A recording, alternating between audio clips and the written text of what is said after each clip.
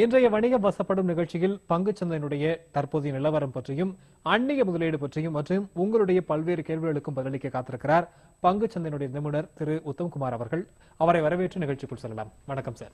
வணக்கம் சார். தற்போது பாத்தீங்கன்னா இன்றைய பங்குச்சந்தை அப்படிங்கறத விட கடந்த கொஞ்ச நாட்களாகவே நல்ல ஒரு ஏற்றம், தொடர்ந்து 8 நாட்களாக உச்சம் அப்படிங்கிற செய்தி எல்லாம் பார்க்க முடிந்தது. அந்த உச்சத்திற்கான காரணம் என்ன? இன்று பங்குச்சந்தையினுடைய நிலவரம் என்ன? மார்க்கெட் நல்லா இருக்கு, ரிஃபார்ம்ஸ் நல்லபடியாக போயிட்டுருக்கு.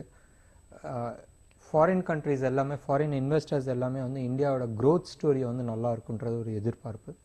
கரண்ட் அக்கௌண்ட் டெபிசிட் கம்மியாக இருக்குது, இன்ஃப்ளேஷன் ஓரளவுக்கு கம்மியாகிட்டு வந்துட்டுருக்கு, ப்ரொடக்ஷன்ஸ் இன்க்ரீஸ் ஆகிட்டு வந்துட்டுருக்கு. இது எல்லாமே ஒரு நற்செய்தி. அதனால தான் 7450 ரேஞ்சை பிரேக் பண்ண முடியாத மறுபடியும் அங்கேருந்து பவுன்ஸ் பேக் லாஸ்ட் ஒரு 8 டேஸாக வந்துச்சு. நேற்று ஆல் டைம் ஹை 7838 வரைக்கும் போயிட்டு இன்னைக்கு ப்ராஃபிட் டேக்கிங் கட்டாயம் இருக்கும். 8 நாள் சம்பாரிச்சது டேபிள் விட்டு ப்ராஃபிட் எடுக்கணும். ஸோ அதோட ப்ராஃபிட் டேக்கிங் தான் போச்சு. ஆல்மோஸ்ட் -80 வரைக்கும் வந்துட்டு மறுபடியும் ரிகவரி ஆயிருக்கு. ஸோ இதை வச்சு என்ன தெரியுதுன்னா 7800 லெவலில் 7775 லெவலில் ஒரு மேஜர் ரெசிஸ்டன்ஸ் இருக்குது, சப்போர்ட் இருக்குது. உங்களுக்கு அந்த சப்போர்ட் மேலே தான் இருக்குது.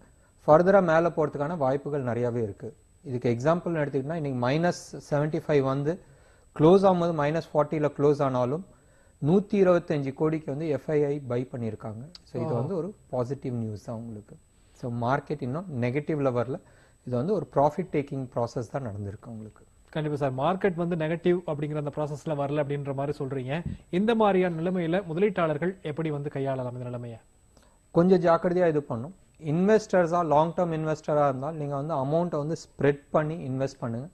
ஒரு 10-15 பகுதியாக நீங்கள் பிரித்து வச்சு ஒரு அட்லீஸ்ட் ஒரு 7-8 செக்டர்ஸில் நீங்கள் இன்வெஸ்ட் பண்ணுங்கள். அண்ட் ஒரே சமயத்தில் ஒரு ஸ்டாக்கை நீங்கள் மொத்தமாக வாங்கிடாதீங்க. சப்போஸ் இன்றைக்கி டாடா மோட்டார்ஸ் நீங்கள் வாங்குறீங்கன்னு நினச்சா இன்றைக்கி ஒரு 10 ஸ்டாக் வாங்குங்க, அடுத்தது ஒரு 10 நாள் கழிச்சு ஒரு 10 ஸ்டாக் வாங்குங்க. அப்படியே பண்ணிட்டு போகும்போது உங்களுக்கு ஆவரேஜ் ஆகிடுது உங்களுக்கு. கண்டிப்பா சார். அதே சமயத்துல பாத்தீங்கன்னா அந்நிய முதலீடு அப்படிங்கிற விஷயம் நம்முடைய நாட்டிற்கு எந்த அளவுக்கு பங்கு சந்தைக்கு பொதுவா எந்த அளவுக்கு சிறந்தது.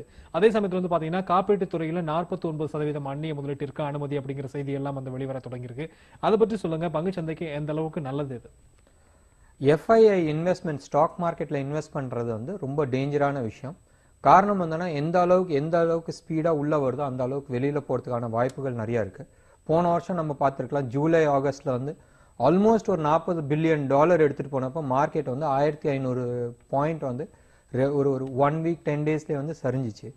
அந்த சமயத்தில் தான் ருப்பியும் 55லேருந்து 60, 69 வரைக்கும் போச்சு. இது எல்லாமே negative side with respect to stock market. But எஃப்டிஐன்றது யாராச்சும் ஒரு பிஸ்னஸில் பணத்தை இன்வெஸ்ட் பண்ண வராங்கன்னா அந்த அளவுக்கு சீக்கிரமாக பிஸ்னஸ் விட்டு காசு எடுக்க மாட்டாங்க. எஃப்டிஐ ஆல்வேஸ் நல்லது. ஃபாரின் டைரக்ட் இன்வெஸ்ட்மெண்ட் இன்னைக்குமே ரொம்ப நல்லது. இன்சூரன்ஸ் துறையில் ஆல்மோஸ்ட் 49% இப்போதைக்கு அப்கிரேட் கொடுத்துருக்காங்க கவர்மெண்ட். நெக்ஸ்ட் 2 இயர்ஸில் அரௌண்ட் $2.5 lakh இந்தியாவில் இன்வெஸ்ட் பண்ணுறதுக்கான சான்சஸ் நிறையவே இருக்கு இதில். கண்டிப்பா சார்.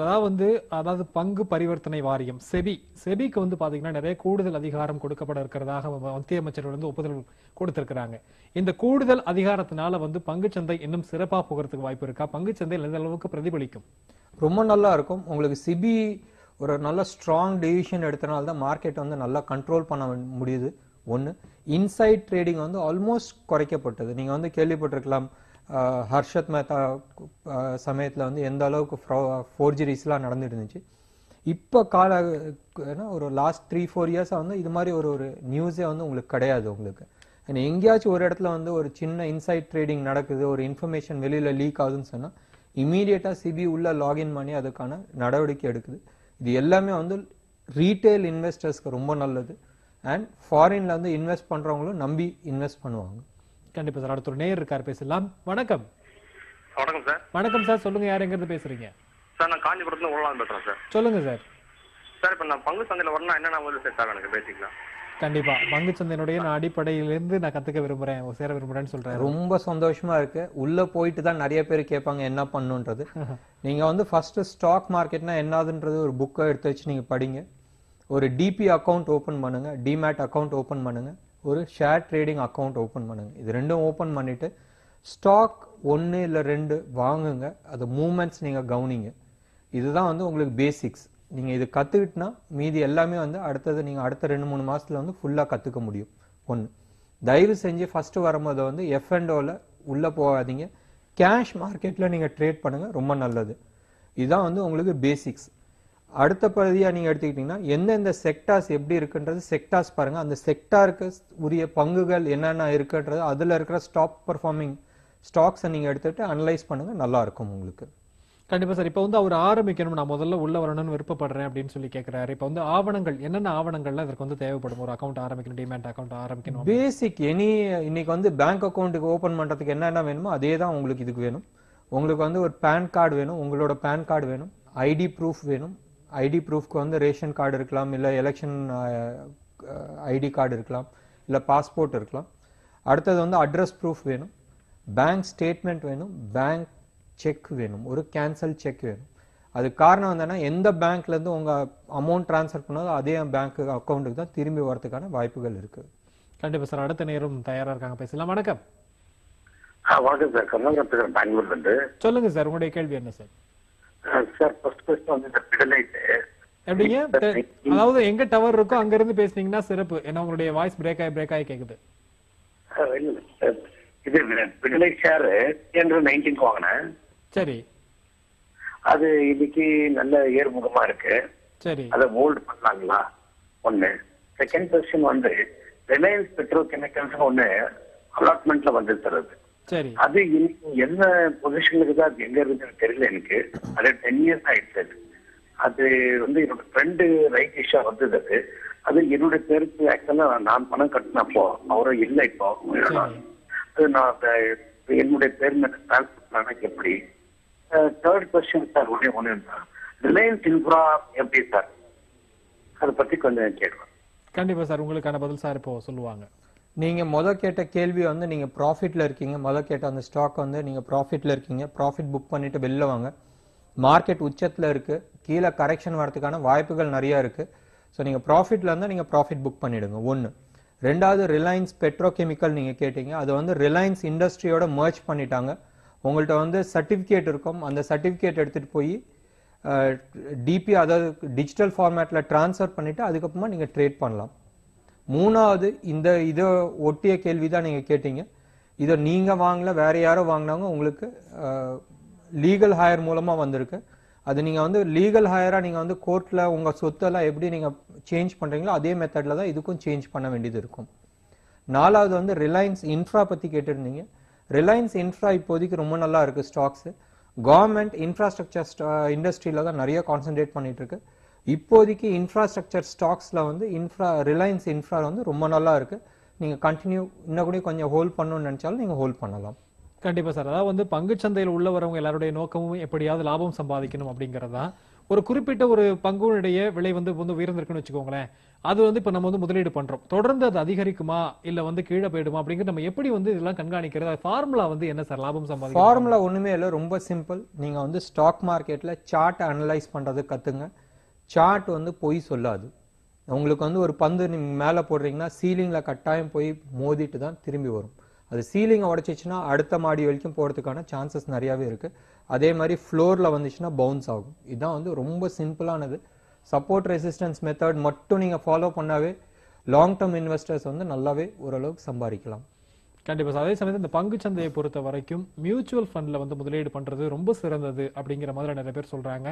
உங்களுடைய பதில் அதற்கு வந்து என்ன சார்? மியூச்சுவல் ஃபண்ட் வந்து எப்பயுமே நீங்க வந்து ஒரு லாங் டர்மா நீங்க இன்வெஸ்ட் பண்றீங்க, ஒரு 5 to 8 years பீரியட்ல நீங்க வந்து இன்வெஸ்ட் பண்றீங்கன்னு சொன்னால் கட்டாயம் நல்லா இருக்கும். நீங்க வந்து ஒரு லம்சம் அமௌண்ட்டா நீங்க அதுல போடாதீங்க. லம்சம் அமௌண்ட் போடுறது வந்து மற்ற மெத்தட்ஸ் இருக்கு. நீங்க வந்து டைரக்டா ஸ்டாக் மார்க்கெட்ல வந்து நிஃப்டி பி வாங்கிங்க. அது வந்து உங்களுக்கு மியூச்சுவல் ஃபண்டோட பெட்டர் ரிட்டர்ன் கிடைக்கும். ஒன்று. மியூச்சுவல் ஃபண்டை பொறுத்த வரைக்கும் நீங்க வந்து பேங்க்ல இல்ல போஸ்ட் ஆஃபீஸ்ல நீங்க ஆர்டி போடுறதுக்கு பதிலாக நீங்க மியூச்சுவல் ஃபண்ட்ல போட்டா பெட்டர் ரிட்டர்ன் கிடைக்கிறதுக்கான சான்சஸ் நிறைய இருக்கு. எஸ்பெஷலி நீங்க வந்து அடுத்த 8 to 10 வருஷத்துக்கு நீங்க மியூச்சுவல் ஃபண்ட்ல இன்வெஸ்ட் பண்ணீங்கன்னா ரொம்ப நல்லா இருக்கும். ஒரு எக்ஸாம்பிளுக்கு நீங்க மாசத்துக்கு வந்து ஒரு 5000 ரூபாய் நீங்க இன்வெஸ்ட் பண்றீங்க. ஒரு 10 வருஷத்துல வந்து போஸ்ட் ஆஃபீஸ் ஆர்டியில் வந்து உங்களுக்கு 20 லட்ச ரூபாய் ரிட்டர்ன் வருதுன்னா உங்களுக்கு மியூச்சுவல் ஃபண்ட்ல வந்து 35 to 40 லட்ச ரூபாய் வரைக்கும் வரதுக்கான வாய்ப்புகள் நிறைய இருக்கு. எப்பயுமே மியூச்சுவல் ஃபண்ட்ல வந்து 6 to 8 years இல்ல 10 years நீங்க இன்வெஸ்ட் பண்றீங்கன்னா 14லேருந்து 18% வரைக்கும் ரிட்டர்ன் கிடைக்கிறதுக்கான சான்சஸ் நிறைய இருக்கு. ஒன்று. ரெண்டாவது, இந்த ரிட்டர்னுக்கு வந்து டேக்ஸ் கிடையாது, டோட்டலாக இன்கம் டேக்ஸ் எக்ஸம்ஷன் உண்டு. Long term capital gain tax வந்து 0%. வேறஸ் நீங்கள் வந்து போஸ்ட் ஆஃபீஸில் நீங்கள் ஆர்டி போடுறீங்கன்னா 8லேருந்து 8.5% ரிட்டர்ன் இருக்குது. ப்ளஸ் அதில் வந்து உங்களுக்கு லாங் டேர்ம் கேபிட்டல் கெயின் டேக்ஸும் பிடிப்பாங்க உங்களுக்கு. ஸோ நீங்கள் வந்து போஸ்ட் ஆஃபீஸில் நீங்கள் ஆர்டி போடுறீங்கன்னா அதை விட்டுட்டு நீங்கள் எஸ்ஐபி மூலமாக நீங்கள் மியூச்சுவல் ஃபண்டில் இன்வெஸ்ட் பண்ணுறது ரொம்ப நல்லது. எஸ்பெஷலி நெக்ஸ்ட் ஒரு 6லேருந்து 8 வருஷம் ஸ்டாக் மார்க்கெட் ரொம்ப நல்ல பர்ஃபார்மன்ஸ் இருக்கும். கண்டிப்பா சார். அடுத்த நேரம் தயாரா இருக்காங்க, பேசலாம். வணக்கம். வணக்கம் சார். வணக்கம் சார், யார் எங்க இருந்து பேசுறீங்க? திருச்சியில இருந்து கிருஷ்ணமூர்த்தி பேசுறேன். சொல்லுங்க சார். ஜேபி அசோசியேட் 72 ரூபாய்க்கு வாங்கியிருக்கேன். சரிங்க. ஓல்டாஸ் வந்து 215 ரூபா. சரி. செயில் 87 ரூபா. ம். இது வந்து ஜேபி அசோசியேட் ஓல்டாஸ் எல்லாம் குறைஞ்சிட்டே இருக்கு. ஹோல்ட் பண்ணலாமா இல்ல வந்து என்ன சார் செய்யறது? ஜேபி வாங்கலாம்னு சொல்லுங்க. கண்டிப்பா கண்டிப்பா. ஜேபி அசோசியேட்ஸ் இப்போதைக்கு ரொம்ப மோசமான நிலைமையில தான் இருக்கு. ஜேபி அசோசியேட்ஸோட ரீசெண்ட் ஒரு ப்ராஜெக்டை வந்து செல் பண்ணணும்னு நினைச்சாங்க, அந்த செல் பண்ண ப்ராசஸ் வந்து நின்று போச்சு. ஜேபி அசோசியேட் ஃபண்டமெண்டலி ஸ்ட்ராங், நல்ல ஸ்டாக் இல்லை. அது ஒரு எதிர்பார்ப்பில் தான் மேலே போச்சு. ஆல்மோஸ்ட் 80 ரூபா வரைக்கும் மேலே போச்சு. 28 ரூபா 30 ரூபா ரேஞ்சில் வந்து 80 ரூபா வரைக்கும் போச்சு. இது ஒரு எதிர்பார்ப்பில் தான் மேலே போச்சு. எலெக்ஷனுக்கு அப்புறமாவே அது கீழே இறமுகமாக தான் இருக்கு. நேத்தே வந்து அது வந்து செல் ஜோன்ல வந்துருச்சு. கட்டாயம் 55 52 வரைக்கும் வரதுக்கான வாய்ப்புகள் நிறைய இருக்கு. நீங்க அதை விட்டு வெளியில வர்றது வந்து புத்திசாலித்தனமா இருக்கும். மேபி இன்னும் 2-3 நாள்ல இல்ல ஒரு 10 நாள்ல அவங்க ஒரு ஹைட்ரோ ப்ராஜெக்ட் விற்கிற இருக்காங்க. அது வித்தால் அவங்களோட கடன் ஓரளவு குறையறதுக்கான வாய்ப்புகள் நிறைய இருக்கு. அவங்களோட கடன் வந்து 40,000 கோடிக்கு மேல இருக்கு. அவங்க சம்பாதிக்கிற சம்பாதனை வந்து வட்டி கட்டுறதுக்கு கூடயும் பத்தல. இதுதான் வந்து அடிப்படை. வோல்டாஸை பொறுத்த வரைக்கும் நீங்கள் லாங் டேர்ம் ஹோல்ட் பண்ணுறீங்கன்னா கட்டாயம் நீங்கள் ஹோல்ட் பண்ணுங்கள். சேலை விட்டு நீங்கள் இப்போதைக்கு வெளியில் வந்துடுங்க. சேலுக்கு பதிலாக நீங்கள் டாடா ஸ்டீலோ இல்லை மற்ற ஸ்டீல் கம்பெனியில் நீங்கள் இன்வெஸ்ட் பண்ணால் நல்லது உங்களுக்கு. கண்டிப்பா சார். இன்னும் நிறைய விஷயங்களை பத்தி பேசலாம் ஒரு இடைவேளைக்கு பிறகு. நேயர்களே, வணிகம் வசப்படும் நிகழ்ச்சியில் தற்போது ஒரு சிறிய இடைவேளை. வணிகம் வசப்படும் நிகழ்ச்சிக்கு நேயர்களை மீண்டும் வரவேற்கிறோம். அடுத்த ஒரு நேயர். வணக்கம். ஹலோ. வணக்கம் சார். ஹலோ. வணக்கம். வணக்கம் சார், நீங்க பேசுறது தெளிவா கேக்குது. உங்களுடைய கேள்வி என்ன? சார், சென்னையில இருந்து ராஜேஷ் பேசுறேன். சொல்லுங்க ராஜேஷ். சார், கோல்ட் அண்ட் சில்வரோட மூவ்மெண்ட் எப்படி இருக்கும் நெக்ஸ்ட் வீக்குக்கு? ஒரு நல்ல ஸ்ட்ராங்கான சப்போர்ட் லெவல் என்னன்றது மட்டும் தெரிஞ்சுக்கணும் சார். கண்டிப்பா கண்டிப்பா ராஜேஷ், உங்களுக்கான பதில் சார் இப்போ சொல்லுவாங்க. கோல்டை பொறுத்த வரைக்கும் சப்போர்ட் கிடையாது. கோல்டு வந்து கீழே தான் வந்தாகணும். கீழே வரதுக்கான வாய்ப்புகள் நிறையா இருக்கு. நீங்க இன்ட்ராடே ட்ரேடர்ஸா இருக்கீங்க இல்லை எம்சிஎக்ஸ்ல நீங்க ட்ரேட் பண்றீங்கன்னா கட்டாயம் வெரி ஸ்ட்ரிக்ட் ஸ்டாப் லாஸ் வச்சுட்டு நீங்க ட்ரேட் பண்ணுங்க. கோல்டு வந்து மேலே போனதுக்கு ஒரே காரணம் வந்து ரஷ்யா இஸ்ரேல் ப்ராப்ளம்னால தான். என்னைக்குமே இந்த ப்ராப்ளம் நிரந்தரம் கிடையாது. யுக்ரைன் ப்ராப்ளம்னால தான் மெயினாக மேலே போச்சு. அந்த ப்ராப்ளம் சால்வ் ஆகிட்டு வந்துட்டு இருக்கு. கட்டாயம் கோல்டு கீழே விழுவதுக்கான வாய்ப்புகள் நிறைய உண்டு உங்களுக்கு. இதுக்கு சப்போர்ட் ரெசிஸ்டன்ஸ் இப்போதைக்கு எதுவுமே சொல்ல முடியாது. அடுத்த வாரம் பெரிய சரிவு வரதுக்கான வாய்ப்புகள் நிறைய உண்டு உங்களுக்கு. கண்டிப்பா சார். அடுத்த நேரத்தையும் பேசலாம். வணக்கம் சார். வணக்கம் சார். உடம்புல குமார் பேசுறோம் சார். சொல்லுங்க குமார். சார், லாங் டைம்க்கு எம்எம்டிசி வாங்கி வைக்கலாமா சார் கேட்கணும் சார். கண்டிப்பா கண்டிப்பா சொல்லுங்க. கரெக்ஷன் வரும்னு சொல்லிக்கிறாங்க சார். எவ்வளவு வரைக்கும் கீழே வரும்னு சொல்லி பேசணும் சார். சரிங்க. மார்க்கெட் கரெக்ஷன் வரணும், பட் எவ்வளவு தூரம் வரும்ன்றது தெரியாது. கட்டாயம் 7450 வந்து ஒரு மேஜர் சப்போர்ட் ஏரியா. வந்து 7700 பிரேக் பண்ணிட்டோம். அதுக்கப்புறமா 7450 லெவலில் நம்ம எதிர்பார்க்கலாம். நீங்கள் லாங் டேர்ம்க்கு இன்வெஸ்ட் பண்ணணும்னு சொன்னால் ஹிண்டல்கோ நீங்கள் இன்வெஸ்ட் பண்ணுங்க. எம்எம்டிசியோட பெட்டர் ரிட்டர்ன் கிடைக்கிறதுக்கான சான்சஸ் நிறையா இருக்கு. இப்போ நெக்ஸ்ட் ஒரு 1 இயர் பீரியட்ல வந்து இன்ஃப்ரா ஸ்டாக்ஸை நீங்கள் கான்சென்ட்ரேட் பண்ணுங்க. இன்ஃப்ராஸ்ட்ரக்சர்னா டைரக்டா இன்ஃப்ராஸ்ட்ரக்சருக்கு பதிலாக நீங்கள் சிமெண்ட்டோ இல்லை மெட்டல் ஸ்டாக்ஸோ நீங்கள் வந்து பை பண்ணுறது வந்து பெட்டராக இருக்கும். எஸ்பெஷலி டாடா ஸ்டீலோ இல்லை ஹிண்டல்கோவோ நீங்கள் வந்து பை பண்ணி வைக்கிறது பெட்டராக இருக்கும். உங்களுக்கு பெட்டர் ஆப்பர்ச்சுனிட்டியாக இருக்கும். கண்டிப்பா சார். நேத்து வந்து ஒரு செய்தி என்னன்னு சொல்லி பாத்தீங்கன்னா, அடுத்த 12 மாதங்கள்ல இதெல்லாம் வந்து ஒரு நல்ல நிறுவனங்கள், அதாவது முதலீடு செய்வதற்கு அப்படின்னு அந்த ஒரு 5 நிறுவனங்களை வந்து பட்டியலிட்டு இருந்தாங்க. அதுல வந்து பாத்தீங்கன்னா எய்சர் மோட்டார்ஸ், அதுக்கப்புறம் எஸ் பேங்க், இதெல்லாம் வந்து இருந்தது. இது பற்றி உங்களுடைய வந்து கருத்து என்ன சார்? ஏச்சர் மோட்டார்ஸ் வந்து ஏற்கனவே வந்து ரொம்ப லாங் ரேலி போயிடுச்சு. லாஸ்ட் 5 இயர்ஸ்ல வந்து வெறும் 200 ரூபா இருந்த ஸ்டாக் வந்து 9400 வரைக்கும் டச் ஆயிட்டு கரெக்ஷன் ஆயிட்டு வந்துட்டு இருக்கு. ஏச்சர் மோட்டரோட ஃபண்டமெண்டல்ஸ் வந்து ரொம்ப ஸ்ட்ராங்கா இருக்கு. அது ஏற்கனவே ரொம்ப பெரிய ரேலி ஆயிடுச்சு. இதுக்கு மேல அதுல இன்வெஸ்ட் பண்றது வந்து கொஞ்சம் ரிஸ்கியான விஷயம். கொஞ்சம் பார்த்து சப்போர்ட் லெவல்ல எடுத்து நீங்க இது பண்ணலாம். ஏன்னா ஏற்கனவே வந்து 9400 வரைக்கும் போயிட்டு இப்போ 8400 8500 ரேஞ்சில் வந்து ட்ரேட் ஆயிட்டு இருக்கு. அதுக்கு பதிலாக மற்ற இதெல்லாமே நிறையாவே இருக்கு. இன்ஃபேக்ட் நீங்க வந்து ஆட்டோமொபைல் செக்டர்ல ஆட்டோ கம்பெனிஸை நீங்க டைரக்டா வாங்குறதுக்கு பதிலாக ஆன்சிலரி கம்பெனிஸை நீங்க வாங்கினா ரொம்ப நல்லா இருக்கும். எக்ஸாம்பிளுக்கு வந்து நீங்க வந்து டாடா மோட்டார்ஸோ இல்லை மஹேந்திரா அண்ட் மஹேந்திரா வாங்குறதுக்கு பதிலாக பாரத் ஃபோர்ஜின்ற ஒரு ஆட்டோமொபைல் ஸ்பேர்ஸ் கம்பெனி இருக்கு, அதை நீங்க பை பண்ணலாம். அதுக்கு லாங் டேர்முக்கு ரொம்ப நல்லா இருக்கு. அவங்களோட 90% ப்ரொடக்ஷன் கெப்பாசிட்டி வந்து ஏற்கனவே டைப் ஆயிருக்கு, பெரிய பெரிய நிறுவனத்தோட ஆட்டோமொபைல் கம்பெனிஸோட டைப் ஆயிருக்கு. ப்ளஸ் அவங்க வந்து இப்போ டிஃபென்ஸ் செக்டார்லேயே என்டர் பண்ணுறாங்க. ஸோ இது எல்லாமே வந்து ரொம்ப பாசிட்டிவான நியூஸ். நீங்கள் பாரத் ஃபோர்ஜை நீங்கள் கான்சென்ட்ரேட் பண்ணலாம். கண்டிப்பா சார். எஸ் பேங்கை பொறுத்த வரைக்கும் நிலைமை வந்து எப்படி இருக்குது சார்? எஸ் பேங்க் வந்து பிரைவேட் செக்டர் பேங்க்ல வந்து one of the top performing ஸ்டாக்ஸாக இருக்கு. கொஞ்சம் சில ஃபண்டமெண்டல் அவங்க இன்டர்னல் ப்ரொமோட்டர்ஸ்குள்ள சின்ன சின்ன பிரச்சனைகள் ஓடிட்டு இருந்துச்சு, அது எல்லாமே சால்வ் ஆயிடுச்சு. ஃபர்தர் க்ரோத்துக்கான சான்சஸ் நிறையாவே இருக்கு. காரணம் வந்து என்னன்னா இவங்க வந்து இன்டர்நேஷனல் மார்க்கெட்ல வந்து மணி ஈஸியாக வந்து ஜென்ரேட் பண்ணிட்டு இந்தியாவுக்கு எடுத்துட்டு வர முடியுது. ஸோ இது எல்லாமே வந்து அவங்களுக்கு ரொம்ப பாசிட்டிவான விஷயம். கண்டிப்பா சார். அடுத்த நேரம் தயாரா இருக்காங்க, பேசலாம். வணக்கம். ஹலோ, வணக்கம் சார். வணக்கம் சார். நான் சண்முகம் சொல்லிட்டு மங்களூர்ல பேசுறேன் சார். சொல்லுங்க சார், உங்களுடைய கேள்வி என்ன? சார் நான் இது அசோக் லைலாண்டு 16 ரூபா 60 காசு வாங்கி வச்சிருக்கேன் சார், ஒரு 100 ஷேர். சரிங்க. அப்புறம் சிட்டி யூனியன் பேங்க் 57 ரூபாய்க்கு வாங்கி வச்சிருக்கேன் சார். சரி.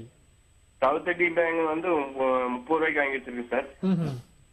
அப்புறம் இது ஐஆர்எல் இன்ஃப்ரா வந்து 48 ரூபாய்க்கு வாங்க சார், அது ரொம்ப கம்மி போச்சு. இதுல எந்த ஷேர் வச்சிருக்கலாம், என்ன ஆவரேஜ் பண்ணலாம்னு தெரியும் சார். கண்டிப்பா கண்டிப்பா சார். கண்டிப்பா தெரியும் சார். நீங்க எல்லாமே வச்சிருக்கிறது வந்து ஸ்மால் கேப்ல இருக்கு. மார்க்கெட் சரிஞ்சிச்சுன்னா ஸ்மால் கேப்பை தான் அடிக்கும் கட்டாயம். இதுல வந்து நீங்க ஐவிஆர்சி இன்ஃப்ராவை நீங்க இமீடியட்டா நீங்க எக்ஸிட் பண்ணுங்க. ரெண்டாவது அசோக்ல இல்லைன்னா முடிஞ்ச அளவுக்கு நீங்க எக்ஸிட் பண்ணிடுங்க. மற்றதெல்லாம் நீங்க ஹோல்ட் பண்ணணும்னு நினைச்சாலும் நீங்க ஹோல்ட் பண்ணிக்கலாம். பட் எப்பயுமே வந்து ஸ்மால் கேப்ல இன்வெஸ்ட் பண்ணும்போது ரொம்ப ஸ்ட்ரிக்ட் ஸ்டாப் லாஸ் வச்சுட்டு நீங்க வாங்க. நீங்க வாங்கின லெவலோட அட்லீஸ்ட் ஒரு 5% இல்லை 6% கீழே வரும்போது நீங்க எக்ஸிட் பண்ணிக்கிறது ஆல்வேஸ் பெட்டர். ஏன்னா மார்க்கெட் சரியும் போது ஃபர்ஸ்ட் மிட் கேப்ஸு ஸ்மால் கேப்ஸை தான் மார்க்கெட் அடிக்கும். லார்ஜ் கேப் அடுத்தபடியாக தான் உங்களுக்கு வரும். நீங்கள் இதுக்கு பதிலாக மற்ற ஸ்டாக்ஸை நீங்கள் கான்சென்ட்ரேட் பண்ணலாம். மறுபடியும் நம்ம சொல்கிறோம், ஃபண்டமெண்டலி ஸ்ட்ராங் லிக்விட் ஸ்டாக்ஸை நீங்கள் பை பண்ணுங்க. கம்மியான விலைக்கு வந்து ஸ்டாக்ஸ் கிடைக்குதுன்னு சொல்லிட்டு நீங்கள் வாங்கிட்டு அதில் மாட்டாதீங்க. கண்டிப்பா சார். அடுத்த நேரம் இருக்காங்க, பேசலாம். வணக்கம் சார். வணக்கம் சார். வணக்கம் சார், சொல்லுங்க சார். சேலத்துல ராஜசேகர் சார். சொல்லுங்க sir. Sir CEAT TVS motor சரி. டிஎல் சார் 3 கவுண்டர் பத்தி சார் கொஞ்சம் தெளிவா சொன்னீங்களா பரவாயில்ல சார், பர்ச்சேஸ்க்கு. கண்டிப்பா கண்டிப்பா சார். நீங்கள் வந்து டிவிஎஸ் மோட்டார் சொன்னது கேட்டுச்சு, பிஹெச்இஎல் தான் நீங்கள் சொன்னீங்கன்னு நினைக்கிறேன். இது ரெண்டுமே வந்து பை ஜோனில் தான் இருக்குது, நீங்கள் பை பண்ணலாம். டிவிஎஸ் மோட்டர் வந்து ரிசல்ட்ஸ் ஓரளவுக்கு நல்லா கொடுத்துருக்காங்க. இப்போ 2 நாளாக கரெக்ஷன்ஸ் ஆகிட்டு இருக்கு, நீங்கள் கட்டாயம் பை பண்ணலாம். பிஹெச்இஎல் நீங்கள் கேட்குறீங்கன்னா கட்டாயம் நீங்கள் வந்து வாங்கி அக்யூமுலேட் பண்ணலாம். பிஹெச்இஎல் வந்து லாங் டேர்முக்கு ரொம்ப நல்ல ஸ்டாக்கு. இன்ஃபேக்ட் இந்தியாவில் இருக்கிற சில பப்ளிக் செக்டர் கம்பெனிஸில் கேஷ் ரிச் கம்பெனி, கையில் வந்து க்ளோஸ் டு அபவுட் 18,000 to 20,000 கோடி கேஷாக வச்சிருக்கிற கம்பெனி இன்னைக்கு ரொம்ப நல்லா இருக்கு. அவங்களோட ஆர்டர் புக் லெவலும் ரொம்ப நல்லா இருக்கு உங்களுக்கு. கண்டிப்பா சார். இப்போ வந்து சமீபத்தில் பார்த்தீங்கன்னா எல்லா நிறுவனங்களுமே தங்களுடைய அந்த குவார்டர் ஒன் ரிசல்ட்ஸ் காலாண்டு முடிவுகளை வந்து வெளியிட்டு வராங்க. எப்படி இருக்கு நிலைமை சார்? பேங்க்ஸ் எல்லாமே வந்து ப்ராஃபிட் ரொம்ப நல்லாவே கொடுத்துருக்கு. பட் அவங்களோட என்பிஏ இன்க்ரீஸ் ஆயிருக்கு, நான் பர்ஃபார்மிங் அசென்ட் இன்க்ரீஸ் ஆயிருக்கு.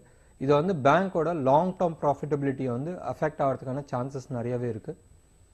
ஏற்கனவே வந்து பேங்க் நிஃப்டி வந்து நல்ல ஒரு ரேலி கொடுத்துருக்கு, ஆல்மோஸ்ட் ஒரு 60-70% ரேலி கொடுத்துருக்கு. கட்டாயம் ரிசல்ட் வர வர ப்ராஃபிட் புக்கிங் இருக்கும். இதுக்கு முன்னாடி கேட்டிருந்த நேரம் வந்து நிறைய பேங்கிங் ஸ்டாக்ஸ் வச்சிருந்தாரு. கட்டாயம் பேங்கிங் ஸ்டாக்ஸ்ல இருக்கிறது எல்லாமே நீங்க வந்து எக்ஸிட் பண்ணிக்கிறது பெட்டர். ஒரு கரெக்ஷனுக்கான டைம் இருக்கு. கட்டாயம் பேங்கிங் ஸ்டாக்ஸ் கரெக்ஷன்ஸ் வரும். கண்டிப்பா சார். அடுத்த நேரத்தையும் பேசலாம். வணக்கம். வணக்கம் சார். யார் எங்க இருந்து பேசுறீங்க? திருநெல்வேலியில இருந்து பெருமாள் பேசுறேன். சொல்லுங்க சார். சார் எனக்கு இந்த சிஇஎஸ்சி, சிஇஏடி, செஞ்சுரி செக்டைல்ஸ் இந்த 3 செக்மெண்ட் ப்ராஃபிட் எப்படி இருக்கும், இப்போ வாங்கலாமா, எவ்வளவு நாள் வச்சுக்கலாம், என்னால 1 இயர் வந்து ஹோல்ட் பண்ண முடியும். சரிங்க. அது கொஞ்சம் சொன்னா பரவாயில்ல. கண்டிப்பா சார். செஞ்சுரி டெக்ஸ்டைல்ஸ் வந்து நல்லா இருக்கு.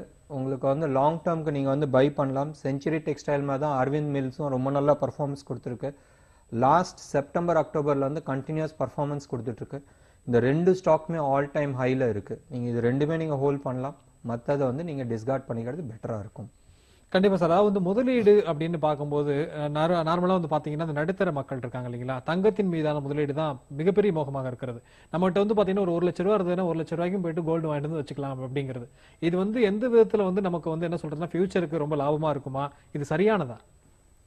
ஃபைனான்சியல் பிளானிங்ல வந்து பிரகாரம் எடுத்துக்கிட்டீங்கன்னா கோல்டோட இடம் நீங்க எடுத்துக்கிட்டீங்கன்னா அதிகபட்சம் 8% நம்ம வந்து இன்வெஸ்ட் பண்ணலாம். கையில 1,00,000 ரூபா இருக்குன்னா 8,000 ரூபாய்க்கு நம்ம வந்து கோல்டு வாங்கலாம். இதுக்கு காரணம் என்னன்னா கோல்டு வந்து பிரைஸ் அப்ரிசியேஷன், அதாவது 100 ரூபா வாங்குற கோல்டு வந்து 200 ரூபாய்க்கு போச்சுன்னா அது லாபம் உண்டு. அது வட்டி போடாது, குட்டி போடாது. வேறஸ் நீங்க 1,00,000 ரூபா நீங்க பேங்க்ல வச்சா இன்னைக்கு டேட்ல வந்து பேங்க் இன்ட்ரெஸ்ட் நீங்க எடுத்துக்கிட்டனால 8,000 ரூபா வரும்.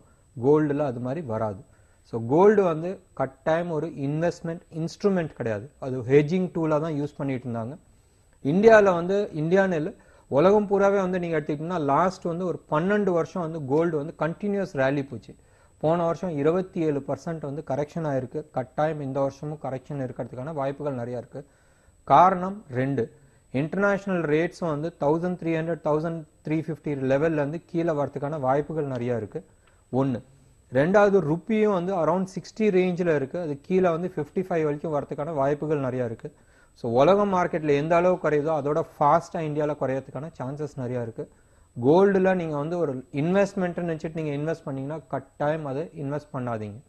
அதுக்கு பதிலாக நீங்க வந்து சேஃபா நீங்க மியூச்சுவல் ஃபண்ட்ல இன்வெஸ்ட் பண்ணலாம், இல்ல மற்ற இன்வெஸ்ட்மெண்ட் அரீனா இருக்கு அதுல நீங்க இன்வெஸ்ட் பண்ணலாம். கண்டிப்பா சார். அதாவது வந்து எல்லாருடைய ஒரே ஒரு நோக்கம் வந்து லாபம் சம்பாதிக்கிறது அப்படிங்கிறது தான். அதற்கு வந்து பாத்தீங்கன்னா சில பேர் 2 ஆப்ஷன்ஸ் வச்சிருப்பாங்க. நான் வந்து கொஞ்சம் லாங் டேர்ம்ல பண்ணலாமா இல்ல ஷார்ட் டேர்ம்ல பண்ணலாமா அப்படிங்கிற மாதிரி. அப்படி ஒரு கேள்வி கேட்டா நீங்க என்ன பதில் சொல்லுவீங்க? கட்டாயம் ஸ்விங் ட்ரேட் பண்ணுங்கன்னு தான் நம்ம சொல்லுவோம். லாங் டேர்மும் வந்து ப்ராஃபிட் அந்த அளவுக்கு வராது. லாங் டேர்ம் நீங்க வந்து கரெக்டா ஸ்டாக் செலெக்ஷன் பண்ணிட்டு நீங்க லாங் டேர்ம் இன்வெஸ்ட் பண்றீங்கன்னா 20ல இருந்து 25-30% தான் அதிகபட்சம் ரிட்டர்ன் வரும். நம்ம லாங் டேர்ம் சொல்றது வந்து 5 வருஷம் டைம் ஃப்ரேம். வேறஸ் நீங்க ஷார்ட் டேர்ம்ன்றது இந்த டெய்லி இன்ட்ராடே ஒரு வாரத்துக்குள்ள பண்றது எல்லாமே வந்து இன்ட்ராடே, இவங்களும் வந்து நிறைய லாஸ் ஆகிறதா இருக்கிறாங்க. வேறஸ் இந்த ஸ்விங் ட்ரேடுன்னு இன்னைக்கு வந்து ஒரு சப்போர்ட் லெவல்ல வாங்குறோம், அடுத்த 3 மாசத்துல நம்ம வந்து அது செல் பண்ணிட்டு ஒரு ரெசிஸ்டன்ஸ் ஏரியா வருதுன்னா நம்ம செல் பண்ணிட்டு நம்ம வெளியில வரோம்னா இதுதான் ரொம்ப புத்திசாலித்தனமான விஷயம்.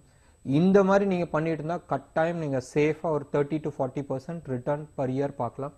இது வந்து எந்த விதமான கேம்பிள் இல்லாத செக்டார் வைஸ் நீங்க எடுத்து பண்ணீங்கன்னா கட்டாயம் அச்சீவ் பண்ணக்கூடிய டார்கெட்ஸ் இது எல்லாமே. கண்டிப்பா சார். இந்த 1/2 மணி நேரம் வந்து பாத்தீங்கன்னா ஸ்டார்டிங்ல ஒருத்தர் வந்து வந்தாரு, நான் வந்து பங்குச்சந்தையில உள்ள என்டர் ஆகணும், எனக்கு வந்து சொல்லுங்க அப்படின்னு. அவர்களுக்கான தகவலும் நீங்க சொன்னீங்க. பங்குச்சந்தையில ஏற்கனவே ட்ரேட் பண்ணிட்டு இருக்கிற அவங்களுக்கும் நிறைய பரிந்துரைகளை வந்து செஞ்சீங்க. உங்களுடைய அனைத்து தகவலுக்கும் நன்றி சார். நன்றிங்க. நேர்களே, மீண்டும் ஒரு வணிகம் வசப்படும் நிகழ்ச்சிகள் சந்திக்கலாம் நாளை. வணக்கம்.